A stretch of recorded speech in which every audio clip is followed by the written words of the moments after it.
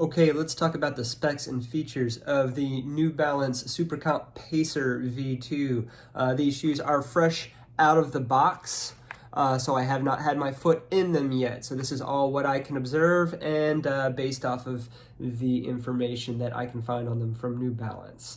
Weight is reported a 214 grams. Or 7.5 ounces, and that is in a men's size 9.5, which is my size, US 9.5. So this shoe in my hand should be 214 grams. I don't weigh my shoes, I don't have a scale for it.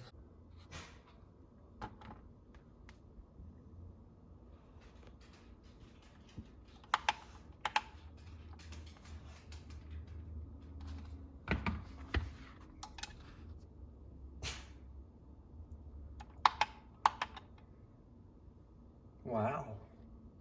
But you know, it's usually close enough. So that would mean it is not quite as light as the Metaspeed Paris series or the Puma Deviate Nitro Elite 3 or maybe even the Nike Vaporfly 3, but it is going to be lighter than the Saucony Endorphin Pro, maybe even lighter than the Endorphin Elite, certainly lighter than the Alpha Fly, and lighter than a lot of the other races out there. Certainly lighter than the Supercomp Elite V4, which I do not have.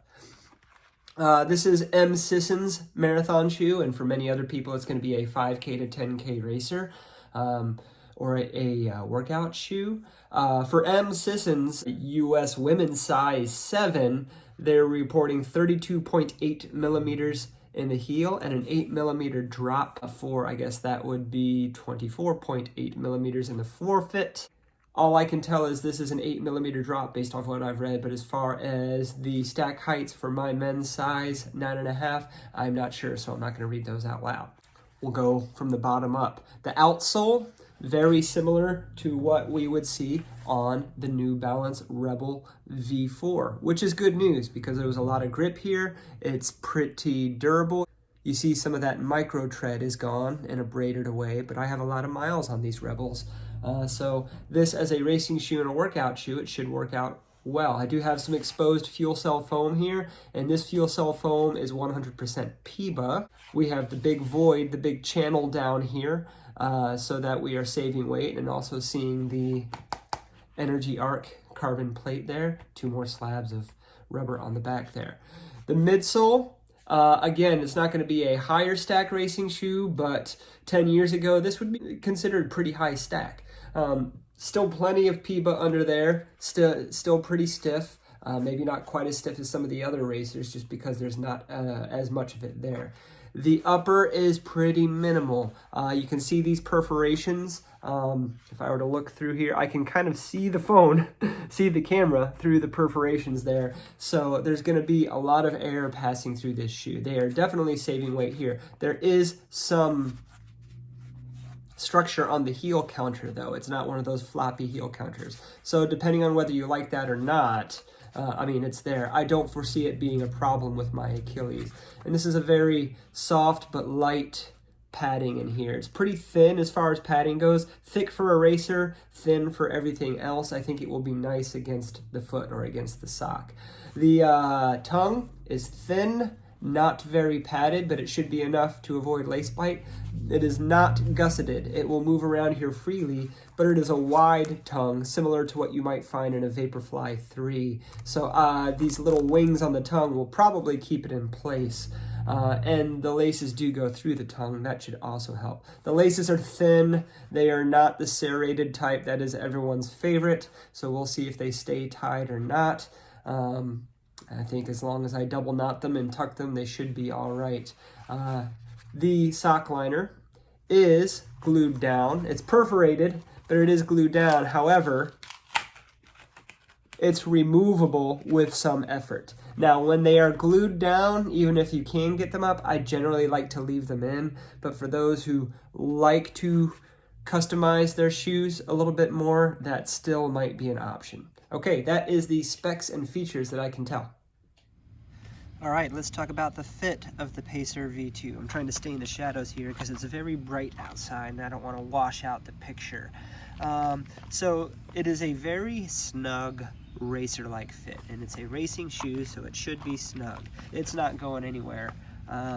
Yeah, it's very secure on the heel. I don't see that heel counter being an issue for me at all. The upper is very not there. I feel like I really have to be looking for it in order to be really feeling it. So I'm almost not feeling the upper walking around.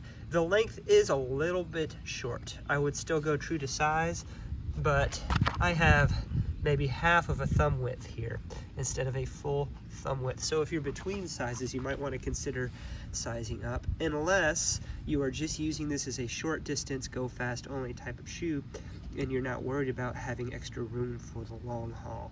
The laces, they're thin, and in my size, I don't know that there's a lot of length for them to do a double knot. If I had to do a runner's knot, I'd have to change out the laces. And again, when people gripe about the laces and the length of the laces, that often depends on more what size of shoe you have, not just the general length of the laces. But it is very snug. I wonder how my feet would feel at the end of a longer run, 90-minute to 2-hour run. I don't think it's really designed for that, but of course people like M. Sissid could do it. Yeah, we're gonna take these for a good workout tomorrow and see how they do on a progression run. But the fit, I think, is pretty good, and the grip is really solid. It was really giving me that sticky feeling on the hardwood floor inside, and it feels great here. If you watched last week's Project ATC video, you will have seen the Fibonacci progression run, which was my first real run in the SC Pacer V2. I'm not going to recount that whole run right now, but it did give me an idea of what shoes I should choose for a shoe off, which I am doing this week. And I've got a couple more workouts planned for it as well. That's right, LSDers, it's shoe off time. Here is the New Balance SC Pacer V2, which is going to be the main star of today's shoe off, and the shoes with which I will be comparing it will be in order: the Nike Streakfly, the Adizero Takumi Sen 8, the Nike Vaporfly 3, the Puma Deviate Nitro Elite 3, the ASICS Metaspeed Edge Paris, and the wild card for this one, the Skechers Razor Elite. All right. Our location for this shoe off, we are at North Mecklenburg Park, which is not far from where I live. There's a great circuit of mountain bike trails at North Mech Park. That's great for trail running. We won't be using those today. There's this convenient paved path loop that we'll be using so we can get some speed up in these shoes here. All right, here is the Nike Streakfly and the Pacer V2.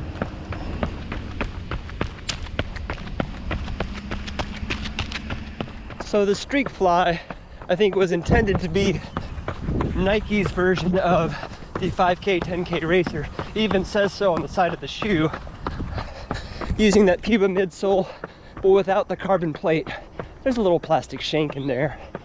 However, I don't think it ever really materialized into that role. Most people use it as a workout shoe. That's kind of what I use it as. The New Balance SC Pacer V2 feels like it takes that lower slung Puma midsole platform, but it's got a little bit more snap to it. It's almost like a fully realized Streakfly, what it should have been. The Streakfly is naturally soft for what it is. The Pacer V2 is stiffer, not quite as bouncy, but snappier. And the Streakfly is definitely a trainer only shoe, but I would consider racing in the Pacer V2.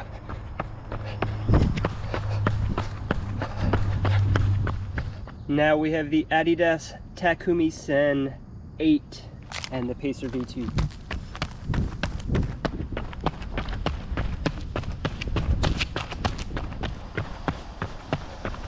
So for a while, the Takumi Sen 8 was my favorite in that category of shoes that bridges the gap between a high stack super shoe and a traditional racing flat, what people are kind of calling 5K, 10K racers nowadays. Since then, there's some shoes that have come along, some that I'll be running in today, that have kind of taken that place. The foam in the Takumi Sen is Light Strike Pro, which is a little less bouncy than the Puma, the fuel cell Puma and the Pacer V2, but the carbon plate in the Pacer V2 is a little more stiff than the carbon infused glass fiber rods in the Takumi Sen 8. Side by side, the Pacer V2 feels like it has a little more protection under the foot. It's like they're trying to do the same job, but the Pacer V2 might be able to be a little more comfortable for a little longer on foot. Okay, Nike Vaporfly 3 and SC Pacer V2.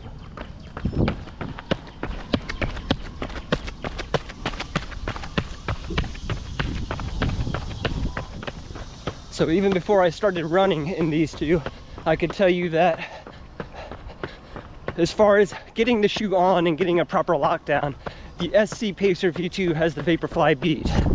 Now the Vaporfly 3 has a lot more cushion under it, and you can tell that bounce. You can perceive that compression and resiliency a little bit more than you can in the Pacer V2. You can still notice it in the New Balance, but the Vaporfly seems more suited in this comparison to longer distances. If I were going to want to do a shorter, faster race, I might go with the security and the quicker resiliency of the Pacer V2. You can also just tell that the Vaporfly 3 is a good 7 to 8 millimeters higher in the heel. They are both about the same weight.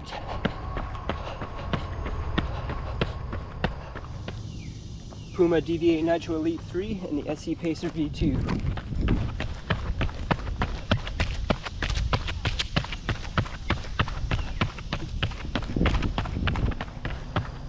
Wow, it's really hard to compete with the Puma Deviate Nitro Elite 3 in this category.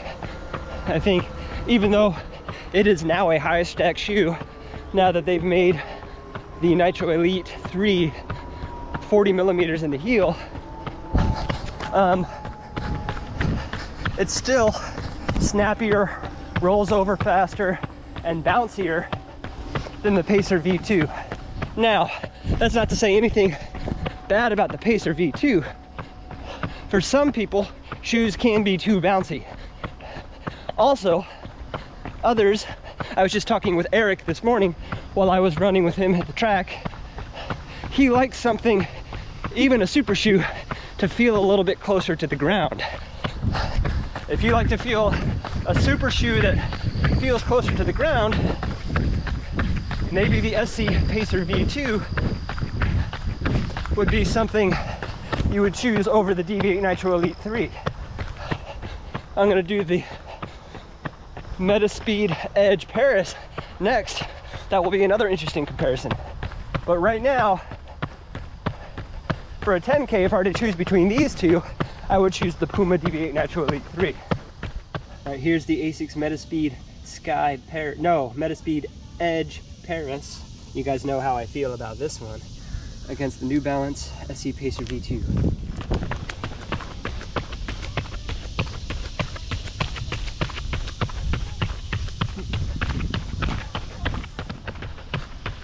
So like I said with other comparisons, it is going to be hard to find a situation where I would choose the Pacer V2 over the Metaspeed Edge Paris. The Metaspeed Edge Paris is just such a fantastic racing shoe for 5K all the way on up to half marathon, and for many people beyond. It is higher off the ground, which many people like, especially these days.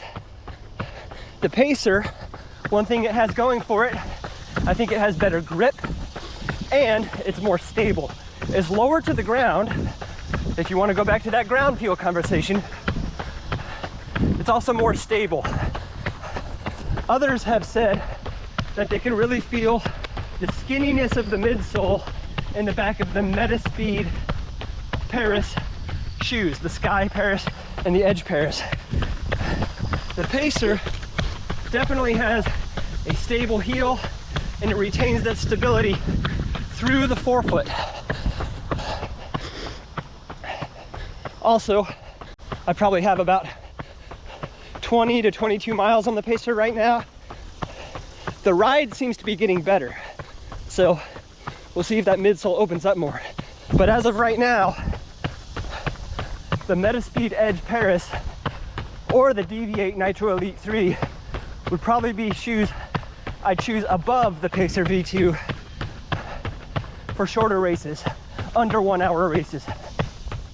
I often like to throw in a wild card for these shoe offs, and today that is the Skechers Performance Razor Elite against the New Balance Pacer V2.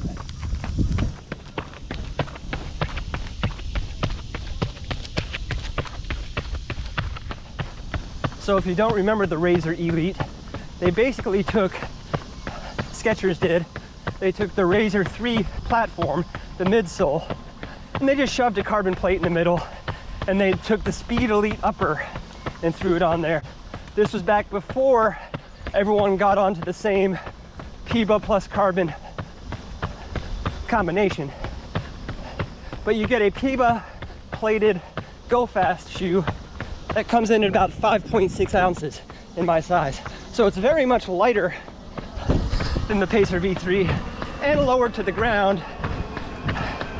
And you have Hyperburst, which is the OG supercritical EVA, instead of a Puma blend. So it's lighter, lower to the ground, better ground feel, but I pretty much only use this guy for track workouts or short road workouts, whereas the Pacer V2 has a lot bigger wheelhouse. You may not get the ground feel or the uber lightweight like you do in this dead stock Skechers shoe, but a lot of these super shoes or semi-super shoes that you could train in these days, you could do a lot more than just race day. And I think the Pacer V2 still has some versatility on its side, and it takes me comparing it with a shoe like the Razor Elite to really kind of cement that in my mind. So I'm just doing a couple more loops in the SC Pacer V2 by itself now, so I can get to my daily mileage goal. But I still have plenty of testing that I'll be doing this week. Tomorrow I'm going to take these on a road interval workout to get some efforts at close to VO2 max. Then on Thursday in St. Louis, I'm going to be doing some longer tempo intervals, unless I decide to bag that, because on Saturday I'll be taking them for a 5K race in St. Louis through Queenie Park, which will be potentially hilly. So we'll get a race test, several different workouts, if you count last week's progression run, and a good amount of miles for a racing shoe before I give you my shoe talk. Good morning, it's Saturday. I'm here at Queenie Park in St. Louis County, Missouri, and I'm gonna race a cross-country style 5K in the New Balance SC Pacer V2. It's gonna be hilly, it's gonna be on a lot of unpaved surfaces, so we'll see how this goes.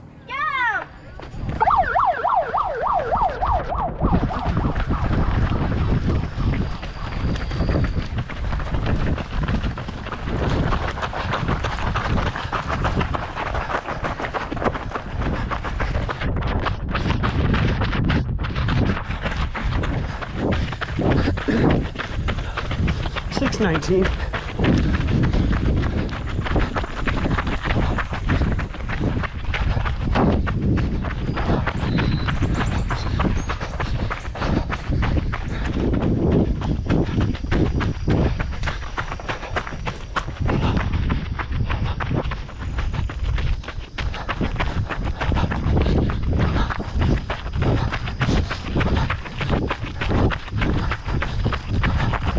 Mile 2.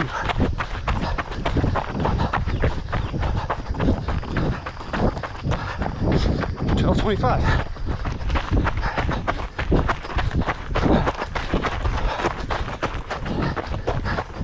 Oh God.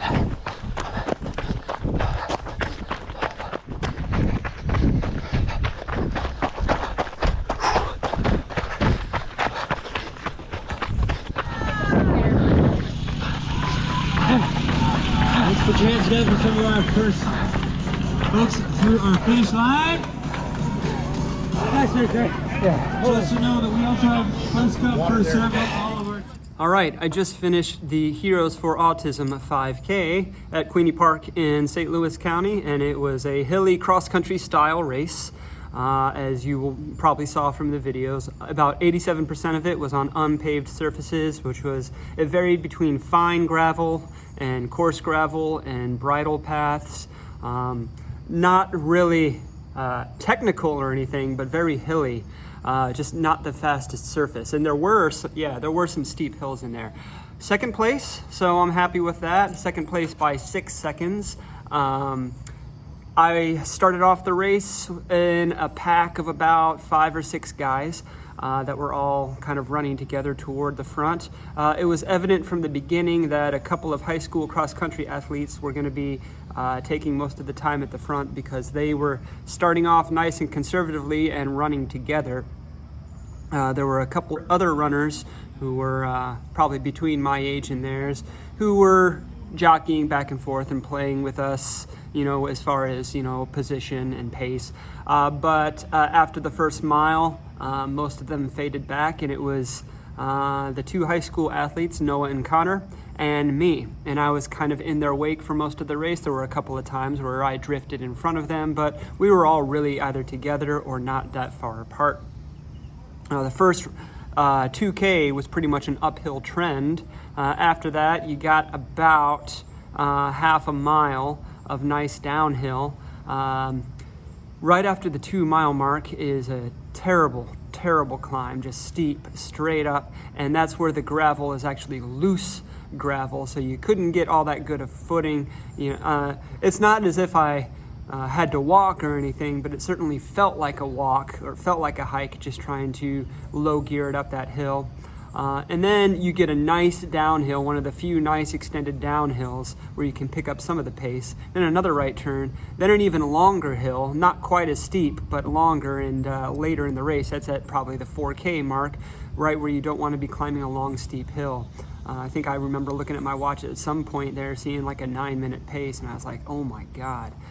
After that, a pretty fast 600 meters, I would say, 400 to 600 meters to the finish, where I was closing in on Noah, the first place finisher. I caught up to Sawyer, who had drifted back after that first tough hill. I think he might have gone after it too hard and couldn't recover after it. And I was gaining on Connor, but with about 200 meters to go, he was able to put a move on that I just couldn't match, and he was able to open it up again. I went from being 2 or 3 seconds behind him to being 6 seconds behind him at the end. So it was a good race. Now, with that being done, shoe talk time. This whole video has been about the New Balance Supercomp Pacer V2. Now, I've taken it on a couple of workouts, some fast road interval workouts, a progression run.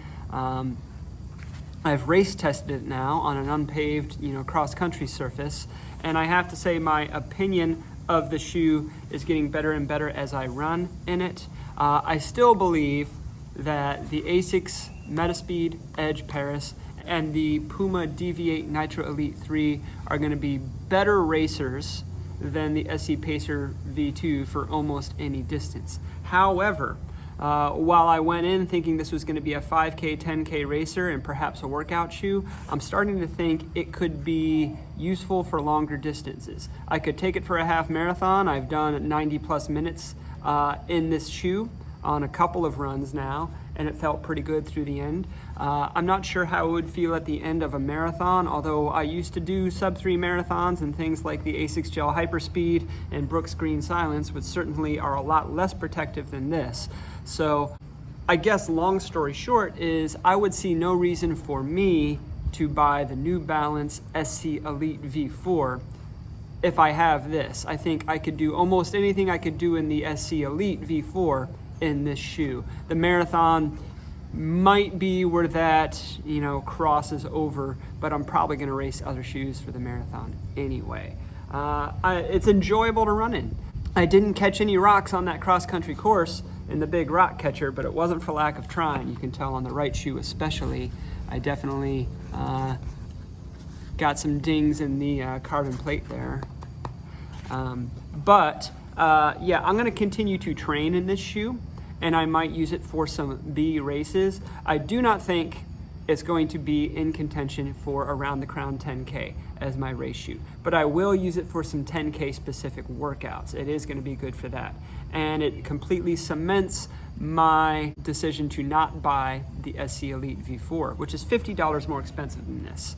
And going back to the Deviate Nitro Elite 3, and the Metaspeed Edge Paris, those are $30 and $50 respectively more expensive than this shoe. So you could get something that could have a large wheelhouse for racing, maybe not the fastest on the top end and maybe not the most cushioned for the marathon and greater distances, but can handle most of those distances really well for $200 USD. I'm not sure what that converts to in pounds or in euros, but I think it is a good value and I'm happy for having it. It's certainly a different shoe than the V1 was, which I did not run in. But if you are looking for the Pacer V1 and looking for that level of ground feel, you're probably not going to get to this. And this is kind of in response to a few posts I've seen on some of the shoe forums or running shoe geeks who were hoping that this shoe was going to be more like the V1. And I think those people are in the minority, but they're probably not going to be pleased with this update. I am very happy with this shoe, and like I said, I'm going to continue to run in it. Thank you for watching my shoe talk and for tuning into the second week of ATC10K. And I'm going to have another shoe review for you next week. I might do 2 videos, one highlighting a couple of the key workouts and one talking about the Brooks Hyperion 2. So thanks for tuning in. Don't forget your LSD, which means like, subscribe, or share the video, and ring the bell for notifications, and I'll see you guys next week.